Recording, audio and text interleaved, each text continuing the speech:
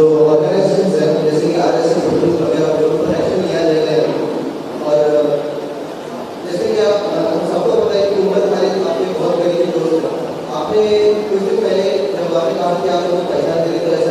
दूसरा जो आपने सवाल पूछा कि एक्सट्रीमिस्ट ग्रुप पे बैन करेंगे कि नहीं करेंगे, एक तो ये समझ लीजिए कि बैन करने से कोई चीज़ ख़त्म नहीं होता है, ये बात आप जान लीजिए।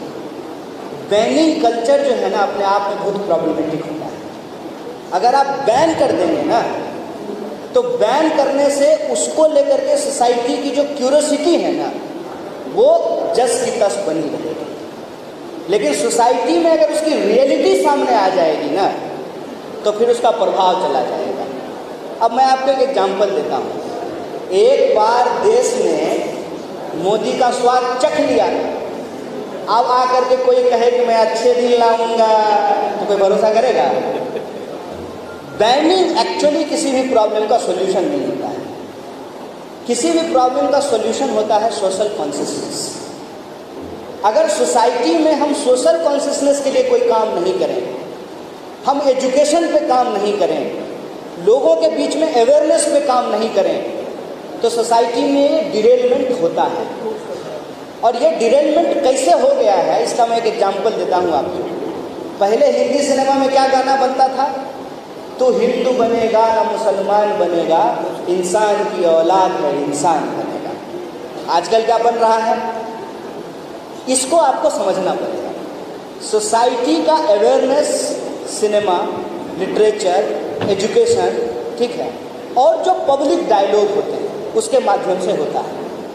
सोसाइटी के अंदर जो आप कहते हैं कि ये एक्सट्रीमिस्ट आइडियाज़ के लोग हैं, ये एक्सट्रीमिस्ट आइडियाज़ के लोग एक्चुअली विक्टिम कार्ड प्ले कर रहे थे, और आज जब उनको पावर मिल गया है तो वो विक्टिम कार्ड प्ले करने के पोजीशन में नहीं है। और मैं आपको बता दूं कि आरएसएस कभी भी इस बात को स्वीकार नहीं की कि वो एक पॉलिटिकल ऑर्गेनाइजेशन है।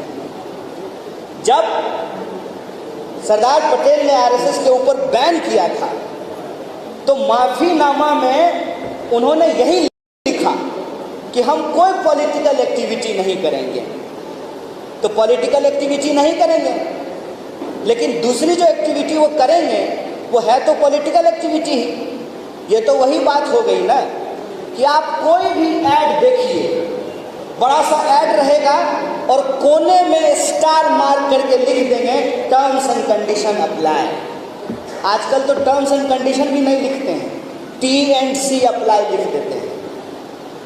किसी भी मॉल में जाइए तो मॉल के गेट पे क्या लिखा रहता है? 70% फ्री अप टू।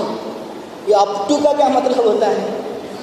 ये जो चीज़ है कि कानून किसी चीज़ को ख़त्म करने के लिए बनाया जाता है, लेकिन उस कानून ने जिस समस्या को समाप्त करने के लिए वो कानून बनाया गया है, वो समस्या को लेकर के अगर सोसाइटी में अवेयरनेस नहीं है तो उस कानून का इस्तेमाल होने लगता है।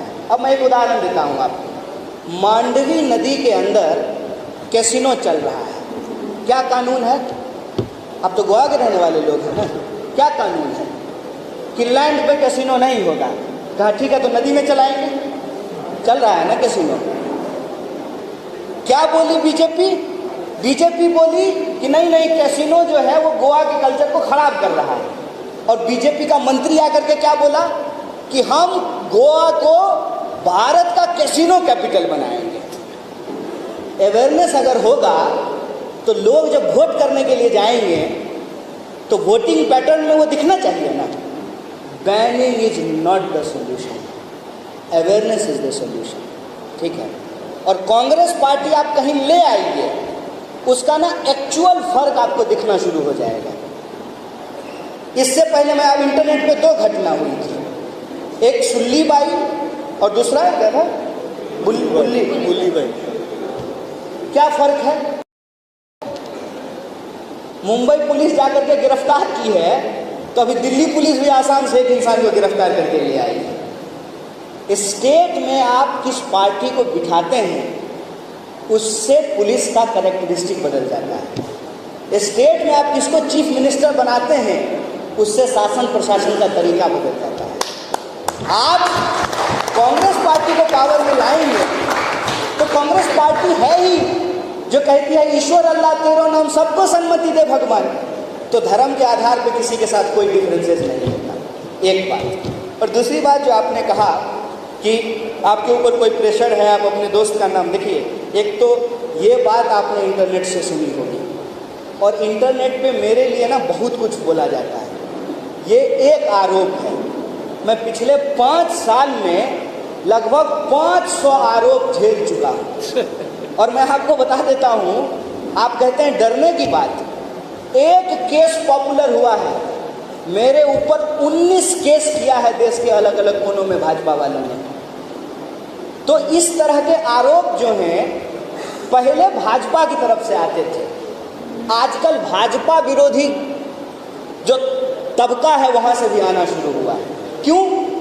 क्योंकि मुझे लगता है कि जब आप अपना पॉलिटिकल लाइन क्लियर कर लेते हैं ना, आप अपने विरोधी का चुनाव कर लेते हैं, तो दोस्त जो है ना वो अपने आप आपके बनते हैं। लेकिन पॉलिटिकल फ्रेंडशिप जो होती है उसको इस तरीके से क्यों प्रस्तुत किया जाता है, जैसे कि हर बार फ्रेंडशिप डे के दिन हम लोगों को जो है चौराहे पे खड़ा होकर के फ्रेंडशिप बैंड बनवाना है।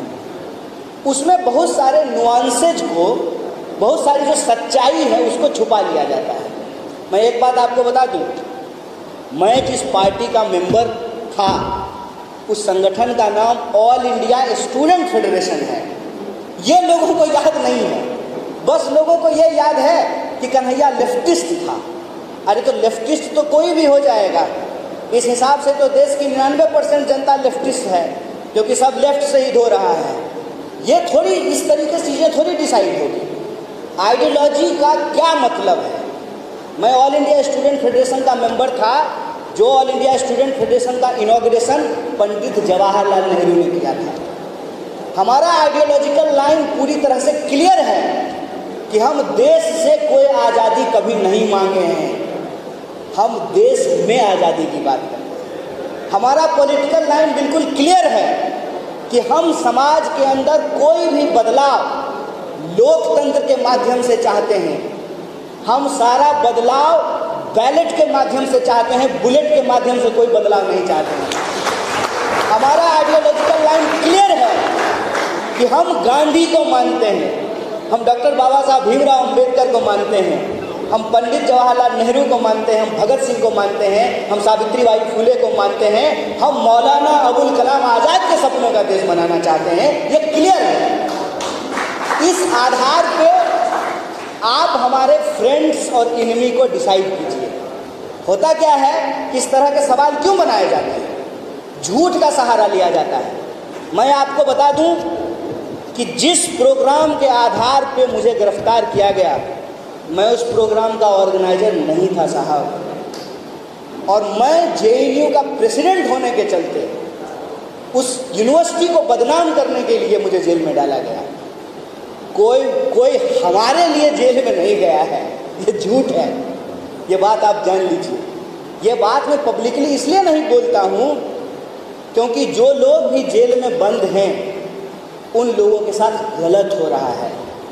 मैं अपनी सफाई में उनको गलत नहीं ठहराना चाहता हूँ। मैं जानता हूँ कि जिन विद्यार्थियों को आज भी जेलों में बंद करके रखा गया है वो लोग आतंकवादी नहीं हैं, लेकिन इसका ये मतलब नहीं है कि जो पॉलिटिकल पोजीशन के आधार पर कांग्रेस पार्टी को क्रिटिसाइज किया जाता है उस क्रिटिसिज्म को मैं बर्दाश्त कर लूँगा। इसका ये मतलब नहीं है कि कोई अगर गांधी को फांसीवादी कह देगा मैं इस बात को बर्दाश्त कर लूँगा। गांधी इस देश के सबसे लोकतांत्रिक व्यक्ति हैं, अगर कोई गांधी को फांसीवादी कहता है मतलब उसको लोकतंत्र में कोई भरोसा नहीं है।